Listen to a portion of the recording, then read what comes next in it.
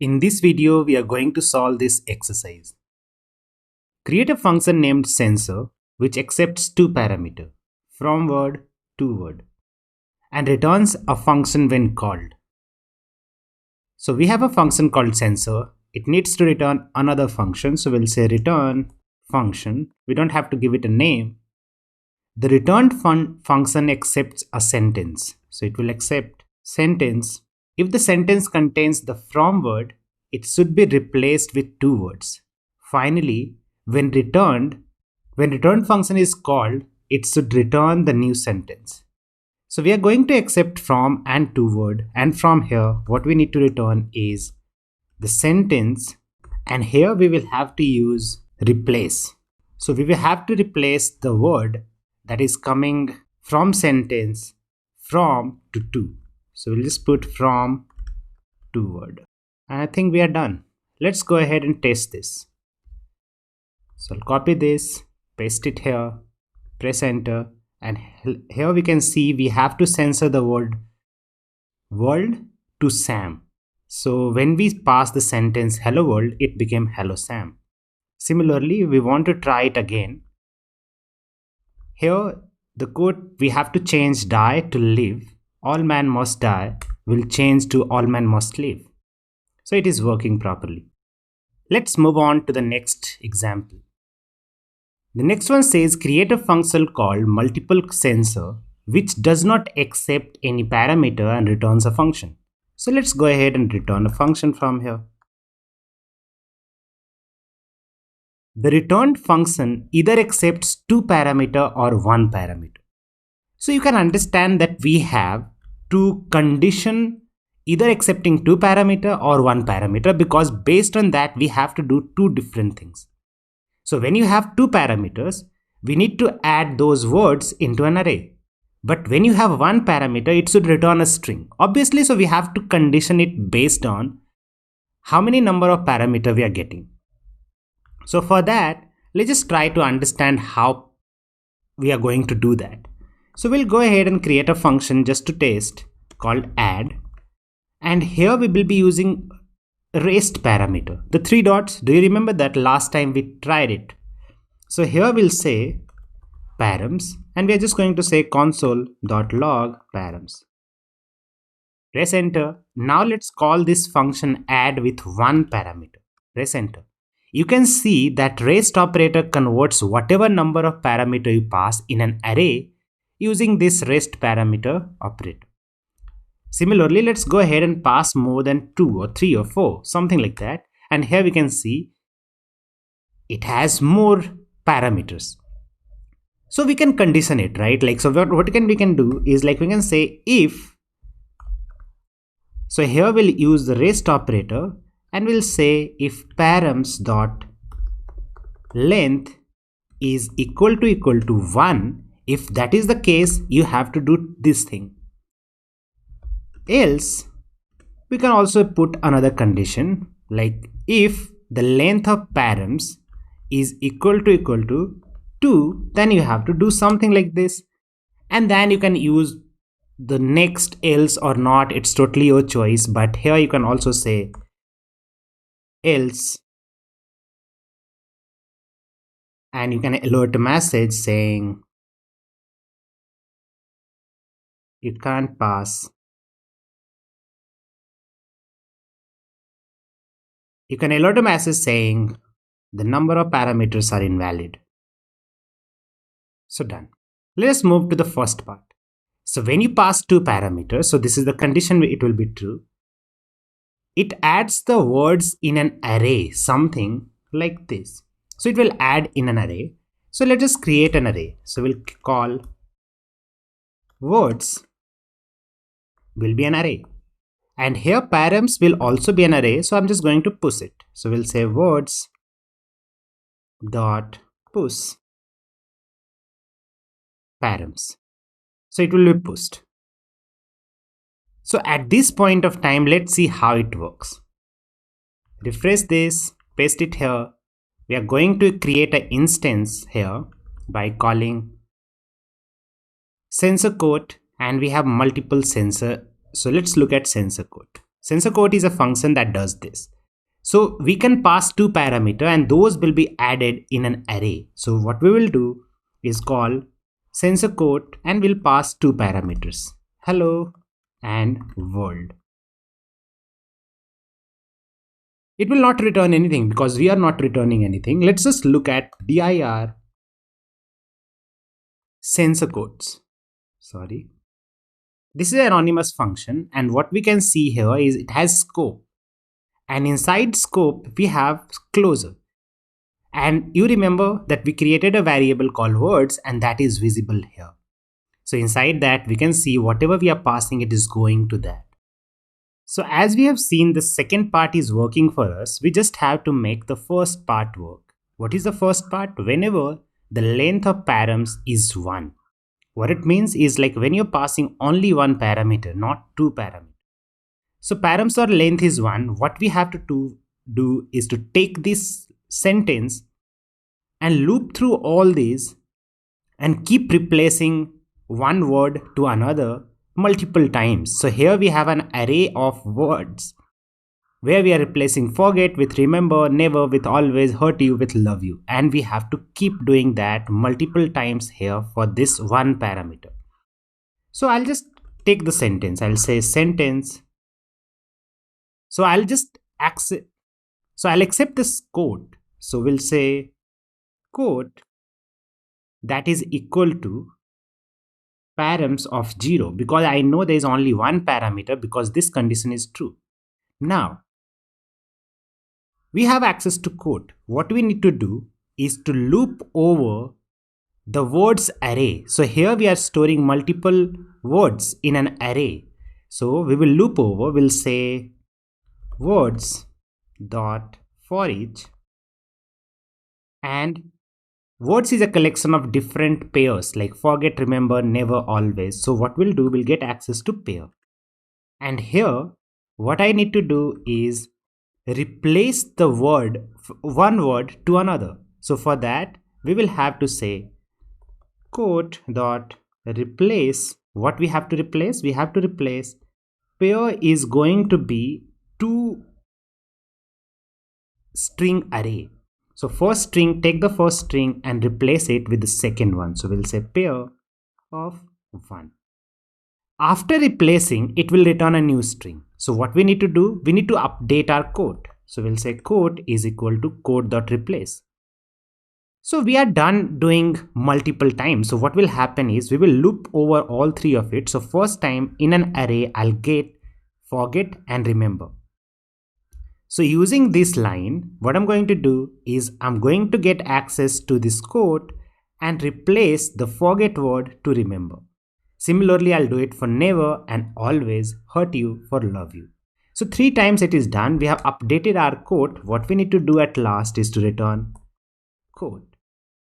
So after doing this, let's just go ahead and test it if it is working or not. If there is any error, we'll try to fix it. Let's paste it here. Press enter. So things are working. Let's just see if it has all the data or not. For that, we'll say dir sensor quotes. Press enter. In the scope, we'll have closure, and in closure, we can see there are 3 collection of words. Forget, remember, the thing that we have sent here. Now we just have to call it with one parameter. That is what we are doing here. So press enter, and here what we can see, the word forget that we passed it here got changed with remember. Going to the next is never. So never is always, hurt you changed to love you. So this is working properly for us. And what if we pass like sensor quotes, like here we pass more than 2 parameter, 1, 2, 3. Is it working? It will alert a message the number parameter is invalid. So we are done with this example.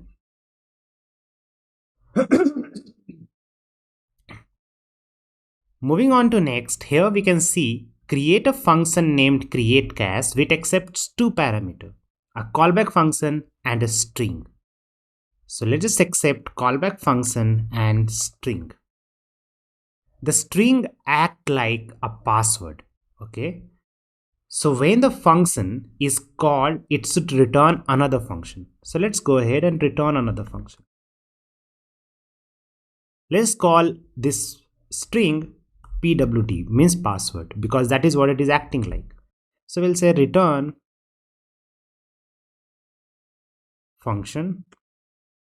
Now take a look at example to understand it better. No problem. So here the returned function accepts one parameter. So it is going to accept one parameter. If the parameter is anything other than password, okay, so it is going to return accept one parameter, and we can call it param. And we have to condition it based on whether it is equal to PWD or not. So first thing we'll say param is not equal to PWD. We have to do something else. So if the param is anything other than, so this is when is the condition is true, else we'll do it other way. Then so if the parameter is anything other than password, so this is the condition, that value will be passed to the callback function. So that value will be passed to the callback function. So we'll say callback, and whatever is the value I'm getting, param, because it is not the password. The returned value from the callback function will be stored inside an object. So we have to store it inside an object. So for that, let's just create an object. So we'll say obj is equal to empty object, and we have to store it inside obj. What will be the key? Let's see that. So the key will be the parameter, and value will be the output from the function. So key is going to be param, and value is going to be whatever getting returned from callback function. And at last it is saying it will also return the returned value from the callback function. So we can also say return whatever getting returned from callback function passing to parameter. If the parameter is same as password, so this is the condition, it will return the object in which we stored the value. So what we are going to do, we are going to say return obj, because the condition of password is equal to true. So I think we are done. Let's just try to test it. Refresh it. We have a function called createCache. We have another function. So here we'll go ahead and paste it also. So we have a function add10 that is accepting a number and returning adding 10 to it. So addCache, add10, we are passing first parameter, and the password is foo. So let's just call it with 2-3 different values. So done, we cached it. So now if you look at addCache, that we are doing it multiple times, addCache as an object form, we can see all the value that we have passed in the closure. So in the closure we can see 1 became 11 because the function is add10, 12, 22, 100 became 110. And at last we just have to pass this password. Because we want to get access to the whole object, we are passing this password foo. Press enter, because if you remember in the starting we passed foo as a password. If you would have passed any other thing, you will have to pass that. So when you pass a password, this will work like that, otherwise it will work in a different way. So this function is working for us. Moving on to next, here it is saying change the above function in such a way that when the returned function is called with any other value than password, it should first check the object where we are storing the argument and return the value. If the key is present, return the value from the object itself, otherwise calling the callback function. So here we are going to write similar function. So I'm just going to copy it and let's just try to understand what it means. It is going to accept callback and PWT. Okay. So it is saying change the work function in such a way that when returned function is called with any other value. So this is the condition we are talking about.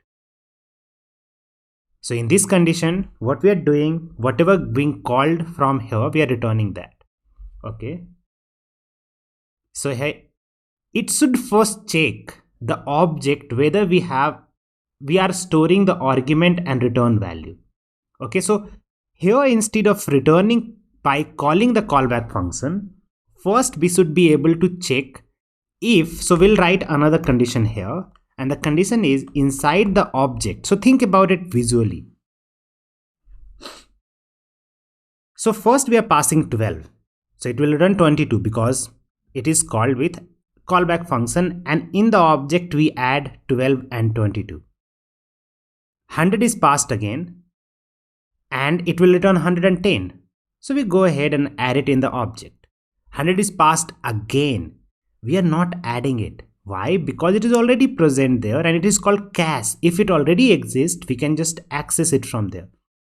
So instead of calling the callback function in these two cases, like callback functions should not be called, I can just look into the object with the key of 100 and I'll get the value 110. So the output will be 110. So that's all we need to do.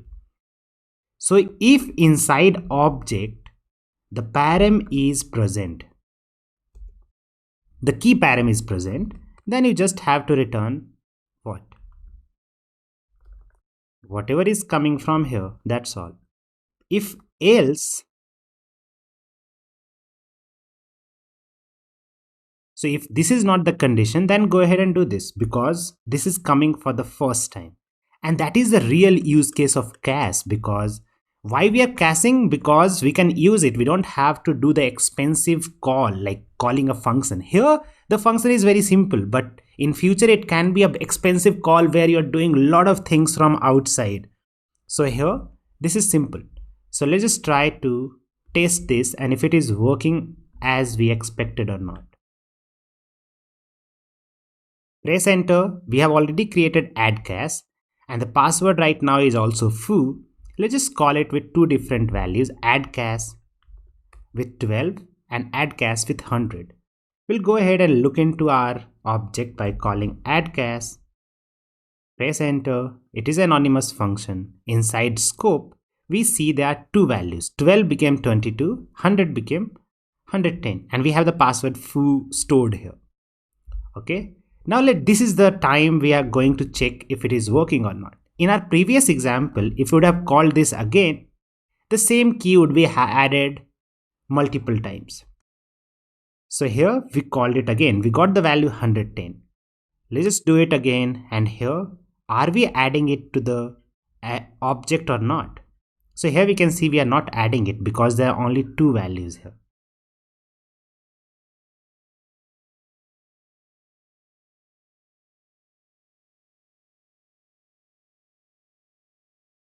Obviously, we know that 100, the same key will be there, the value will change, but it is working. You can check it by adding a console log here, that will work. So here you can just say console log, params are same, and we can check it and call it again. Refresh it, paste it here. First we have to call it with two values, then we have to call it with 100 again. And here you can see params are same. This console log, we are seeing that we put it there. So in this way we are done with this also. So if you don't understand what is cache means, caching means if you have done something like this earlier, we don't have to do the expensive calculation again. Rather than that, I can store it into my closure and access it directly from there. This is one of the most famous way of optimizing any piece of code. So in this way we completed this exercise. I know this exercise must be a bit challenging for you to understand, but that's the point, right? Like we have to challenge you in a way that you grow more.